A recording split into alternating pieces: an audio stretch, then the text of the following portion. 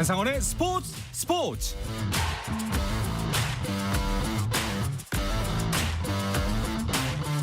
스포츠가 있는 저녁 어떠신가요? 아나운서 한상원입니다. 오늘 하루 이슈들을 살펴보는 스포츠 타임라인으로 출발합니다. 미국 프로야구 샌프란시스코의 이정우가 10경기 연속 안타를 때려냈습니다. 샌디에고와의 원정 경기에 1번 타자 중견수로 선발 출전한 이정후는 1회 첫 타석에서 중전 안타로 3타수 1안타, 볼넷 1개를 기록했고 시즌 타율은 2할 6푼 1리를 유지했고 이번 달 3할 3푼 8리의 타율을 기록 중입니다. 경기에서는 샌프란시스코가 샌디에고에 4대8로 졌습니다. 한편 템파베이의 김하성은 허리 부상 재발로 결국 부상자 명단에 올랐습니다. 세계의 정상급 선수들이 총 출동한 월드 테이블 테니스 유럽 스매시 대회에서 혼합복식 임종훈 신유비조가 결승에 올라 세계 랭킹 1위 중국의 린스둥 콰이만조를 만납니다. 신유비는 일본의 나가사키 미유와 나선 여자 복식에서도 4강에 진출했습니다.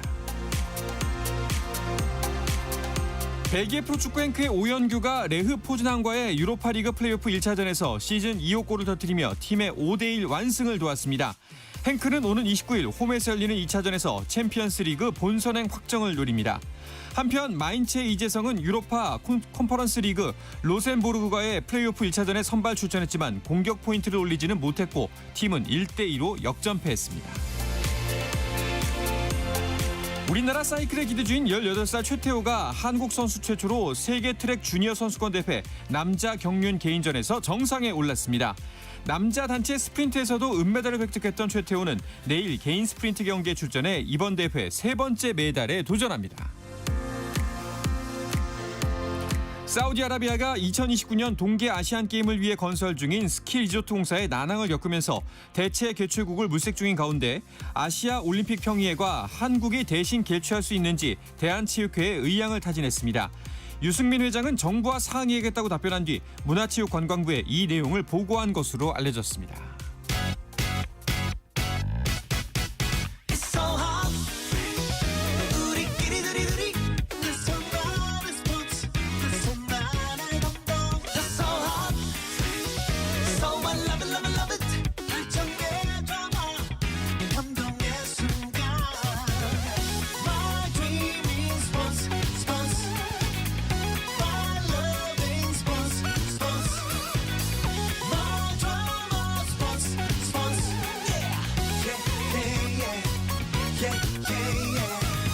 스포츠.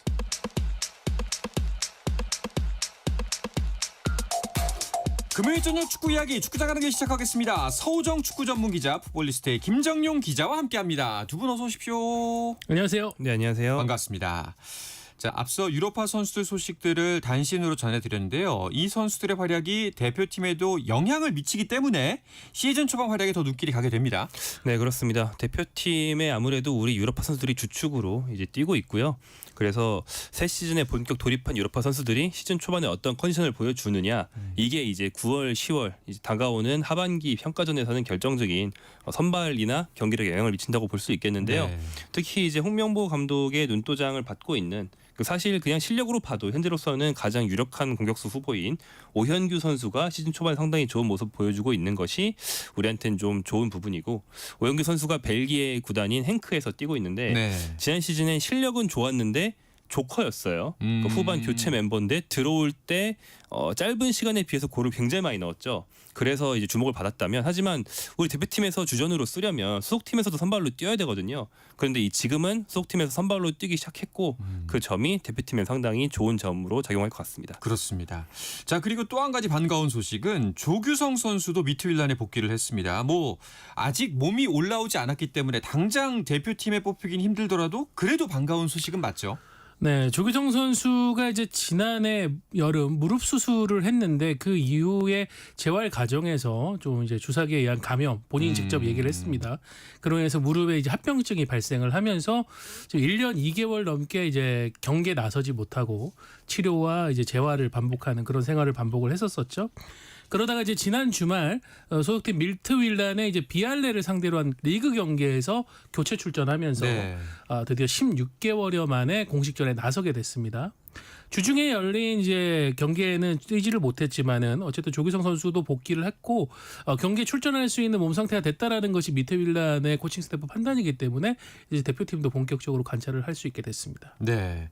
자, 이렇게 저희가 대표팀 이야기로 오늘 시작을 한 거는 9월 A매치를 앞두고 대표팀 명단이 곧 발표되기 때문입니다. 맞습니다. 홍명보 감독이 이끄는 남자 A 대표팀 25일 다음 주 월요일에 명단 발표를 합니다.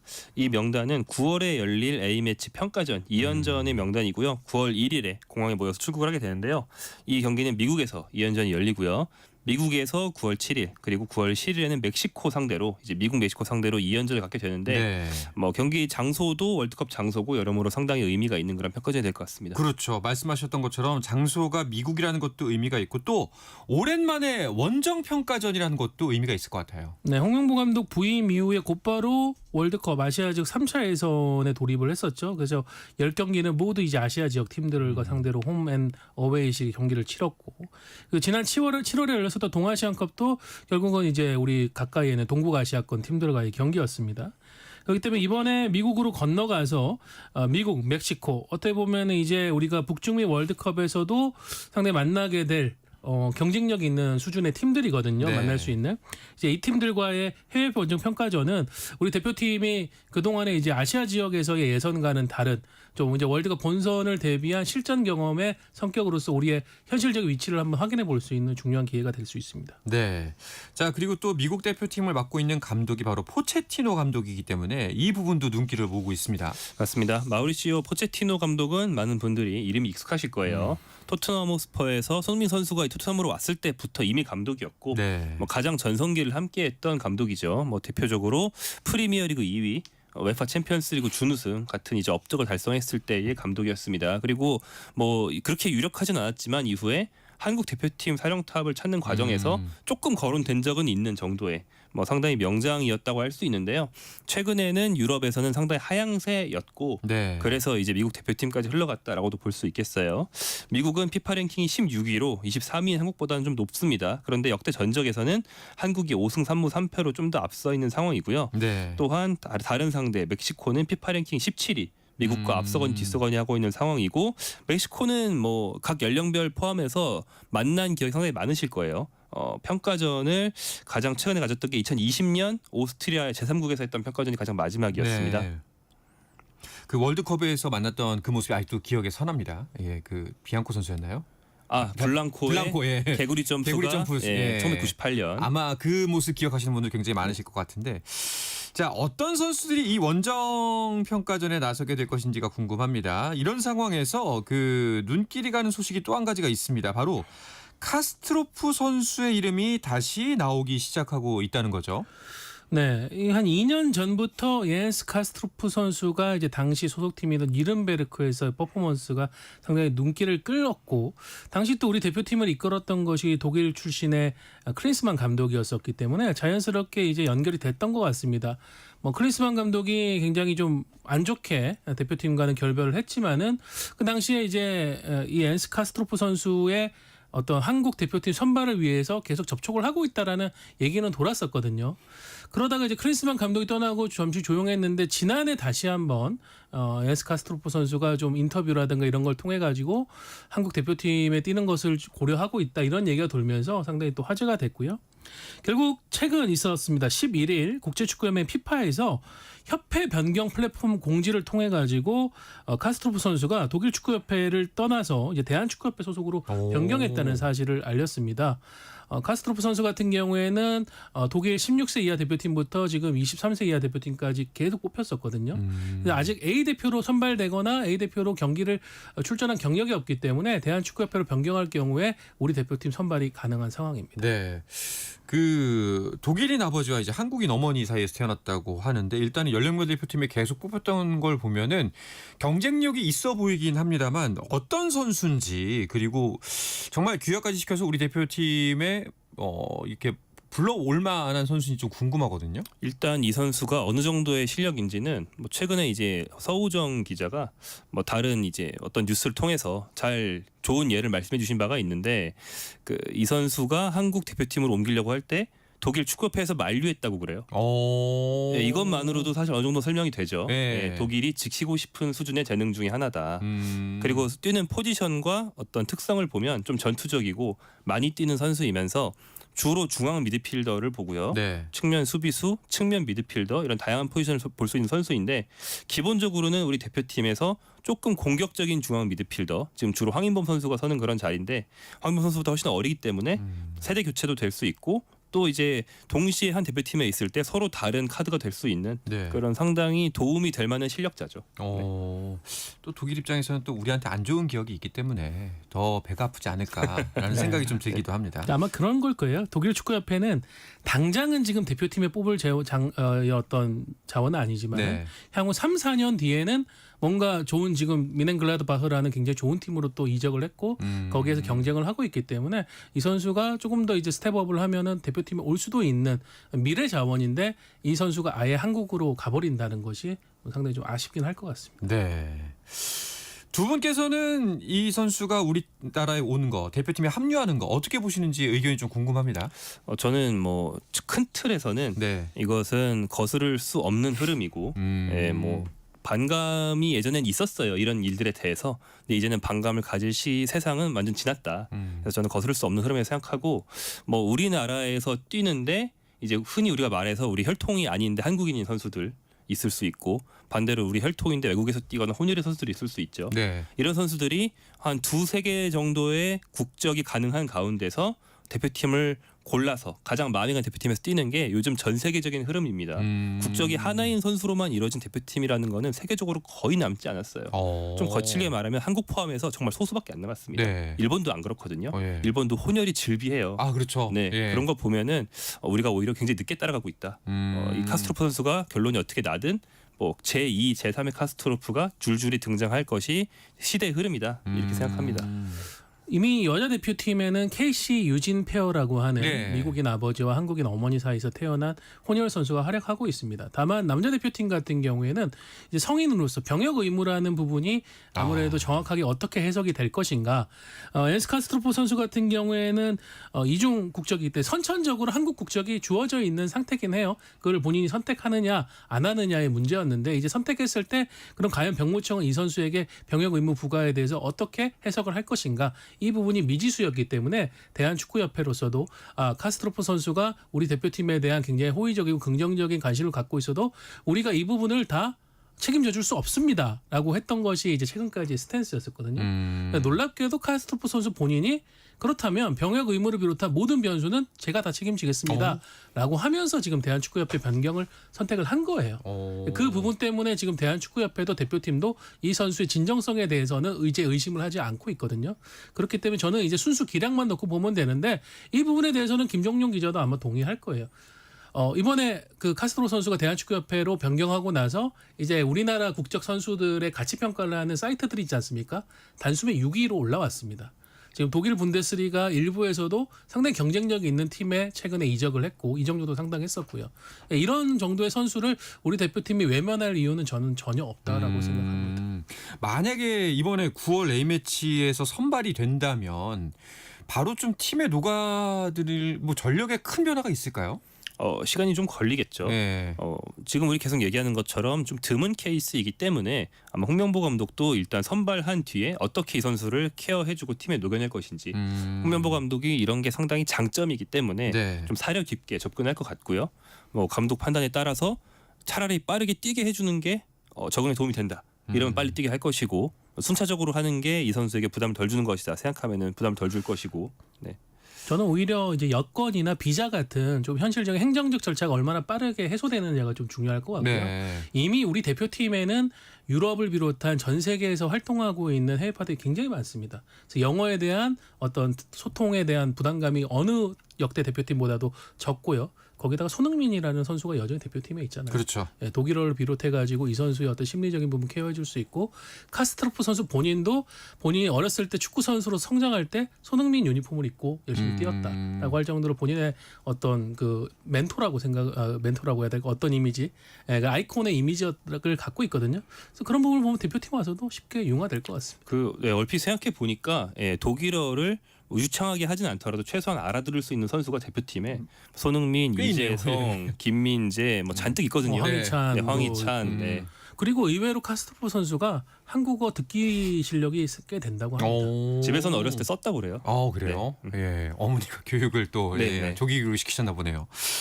뭐 대표팀에 카스트로프라는 변수가 생겼는데 일단은 말씀만 들어보면은 굉장히 기분 좋은 변수인 것 같습니다. 뭐 이제 어떻게 될지는 아마 다음 주 월요일 날 대표팀 명단 그리고 이제 9월 A매치에 어떻게 쓰이느냐를 보면 될 것 같고 홍명보 감독이 이번 A매치에서는 어떤 선수들을 놓고 고민을 하게 될까요? 네, 일단 월드컵으로 들어갔는데 이제 본격적인 실험의 장입니다. 이제까지는 최종 예선 통과의 장이었다면 최종 예선 최종전부터 시작해서 이제는 본격적인 실험의 장이거든요. 근데 그렇다고 해서 선수들을 뭐 전면적으로 다 새로 뽑고 이럴 필요는 없는 상황이고요. 뭐 이를테면 손흥민 선수를 완전 빼버리고 다른 실험을 한다는 게 의미가 없잖아요. 네. 그래서 기존 선수들을 유지하면서 일부 선수들을 계속 새로 불러오면서 이 선수들이 기존 주축들과 얼마나 어울릴 수 있고 또 퍼즐이 맞는지 체크해보는 그런 과정으로 들어갈 것 같습니다. 그렇죠. 좀 새 얼굴들이 좀 궁금한데 만약에 새 얼굴로 쓴다면 좀 가능성이 높은 선수 누가 있을까요? 지금 뭐 아무래도 뉴캐슬 21세 이하 팀이 아니라 1군 로스터에 이제 이름을 올려서 모두를 놀라게 한 박성수 선수 같은 경우에 많이 주목하실 것 같은데 근데 아직까지 제가 볼 때 박성수 선수는 A 대표팀으로 바로 콜업을 하기에는 조금 더 보여줘야 될 부분이 있을 것 같고요. 오히려 이제 동아시안컵이나 지난 6월 소집 때 어느 정도 활약을 했었던 국내파들 전진우 선수라든가 서민우 선수라든가 뭐 강상윤 이런 선수들 그리고 제가 볼 때는 지금 유럽 쪽에서 최근 대표팀에서 부를 만한 선수들 중에서 삼선 미드필더하고 센터백 쪽에서 활약한 선수들이 많거든요. 이한범 선수가 이미 6월에 괜찮게 했지만은 또 김지수 선수가 독일 2부 카이저슬라우테른으로 가가지고 지금 좋은 활약하고 있고 또 FC 낭트 프랑스에 있는 권혁규 선수도 지금 뭐 상당히 빠르게 팀의 주전을 꿰차고 있기 때문에 이런 선수들이 좀 새로운 얼굴이 될 수 있을 것 같고 저는 또 일본으로 간 기존 국가대표 주전 골키퍼죠. 김승규 선수의 어떤 재승선도 아마 이번에 가능하지 않을까 싶습니다. 알겠습니다. 자, 그러면 이어서 K리그 소식도 살펴볼까 하는데요. 그 전에 잠시 쉬었다가 돌아오겠습니다.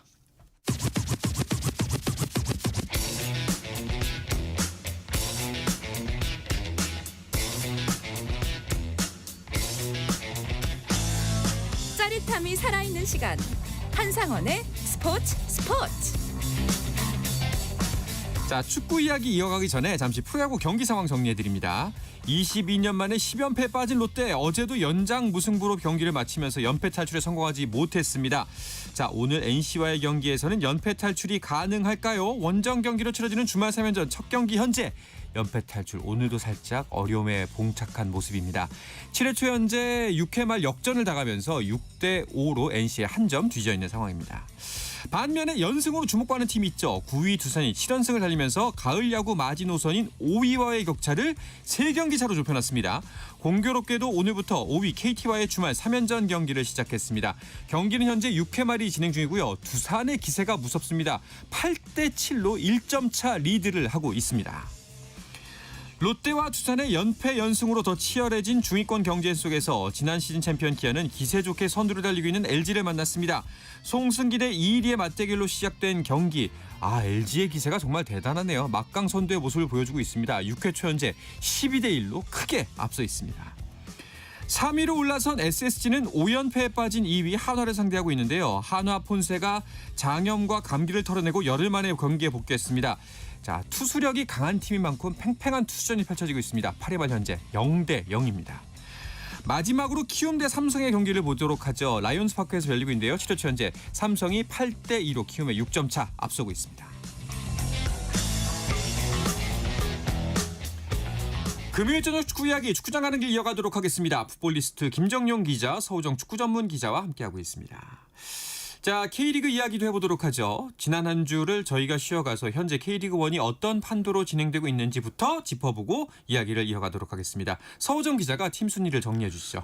네, K리그1 선두는 역시 전북이 멀찌감치 앞서고 있습니다. 승점 60점으로 2위 김천보다 무려 17점이나 앞서 있습니다.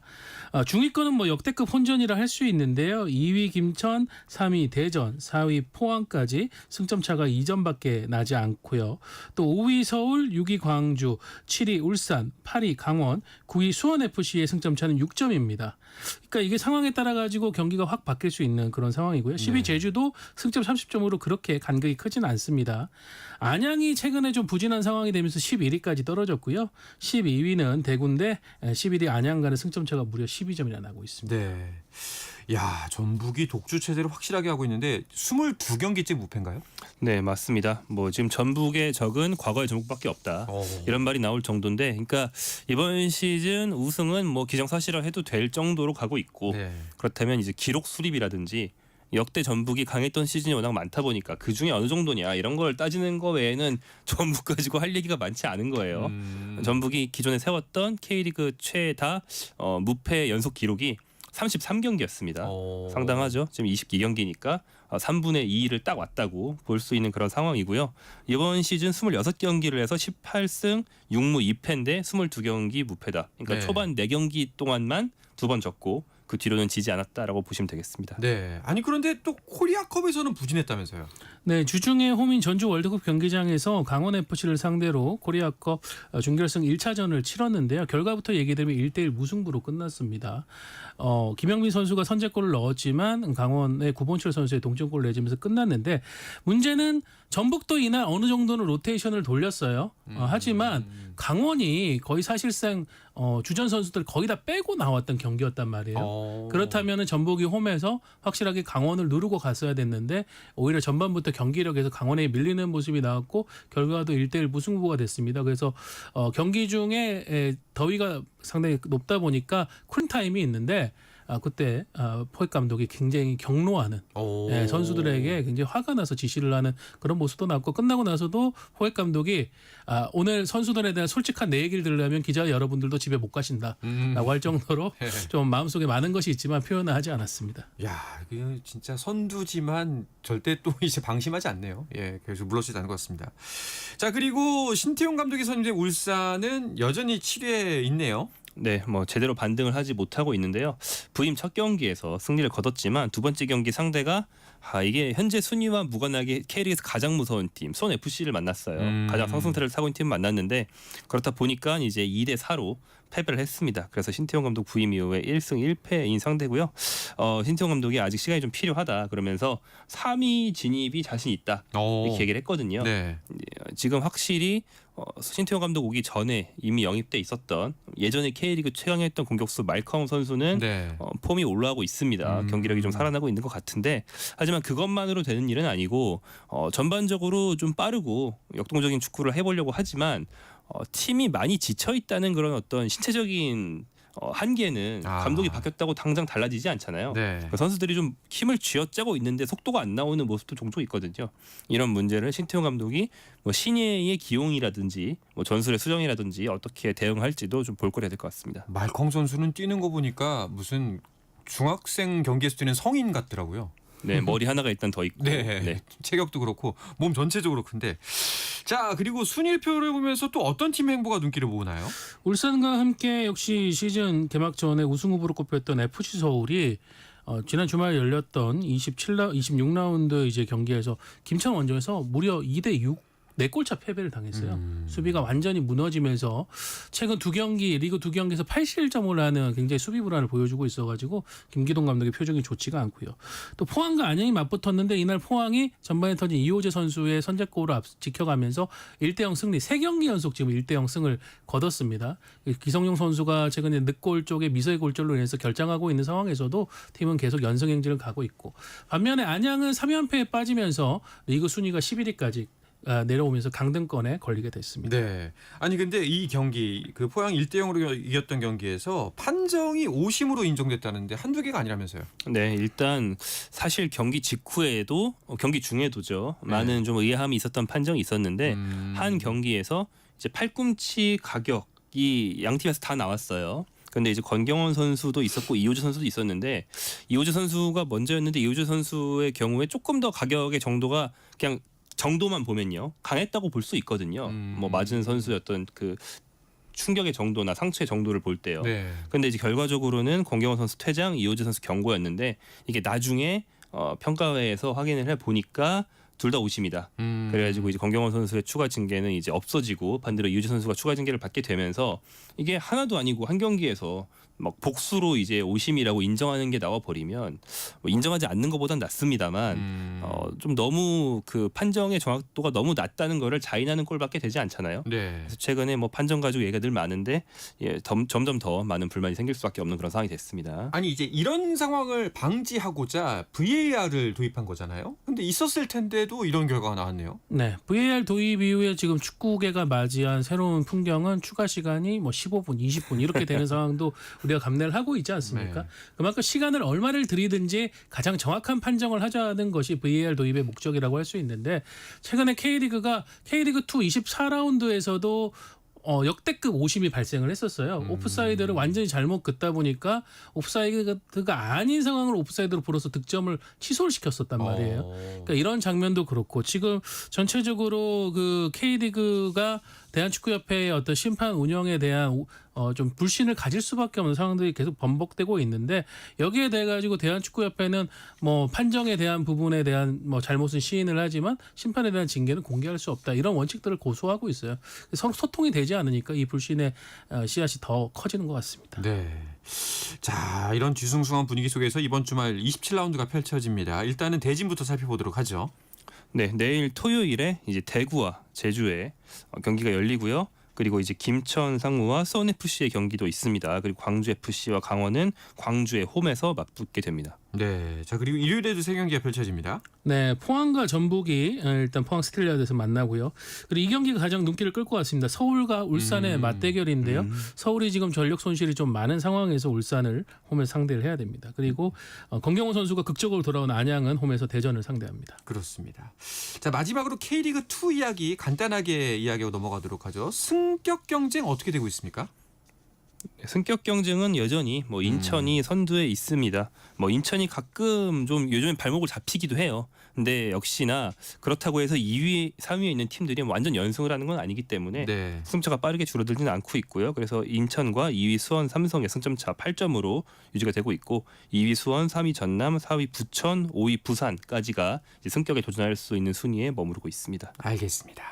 자, 이번 주말에도 축구 경기가 많이 열리니까요. 축구와 함께 즐거운 주말 보내시면 될 것 같습니다. 이야기를 끝으로 금요일 저녁에 축구 이야기 축구장 가는 길에 마치도록 하겠습니다. 서우정 기자, 김정용 기자와 함께했습니다. 두 분 고맙습니다. 고맙습니다. 네, 주말 스포츠는 저녁 9시 20분부터 함께 하실 수가 있고 저는 월요일 저녁 8시 30분에 돌아오겠습니다. 한상원의 스포츠.